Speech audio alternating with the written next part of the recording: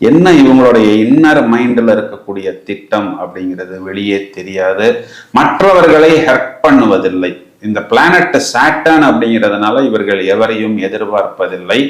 தந்திரமாக வேலைகளை முடிக்கக்கூடிய நபர்கள். தந்திரம்னா அது நல்ல விஷயமாவா இல்ல கெட்ட விஷயமா? அதாவது தந்திரமா நீங்கள் ஒரு வேலையை செய்யறது ஒரு நெகட்டிவ் மைனஸ்ன்னு எடுத்துக்க முடியாது.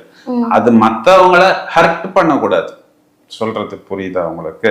அது ஹெர்ட் பண்ணல அப்படின்னாவே அது ஒரு மைனஸ் இல்லை. இன்றைய காலகட்டத்தில் மைனஸ் இல்லைன்னா நீங்க அதை ஒரு பிளஸ்ன்னு எடுத்துக்கலாம். மௌனமான புரட்சி செய்யக்கூடிய நபர்கள், அதாவது ஒரு தப்பு நடக்குது அப்படின்னா பகிரங்கமா போய் அடிதடியில எல்லாம் இறங்க மாட்டாங்க. சைலண்டா அதை ஒரு போட்டோ எடுத்து எங்க அனுப்பணும், யாருக்கு அந்த மெசேஜை கொடுக்கணும், அதுதான் மௌனமான புரட்சி.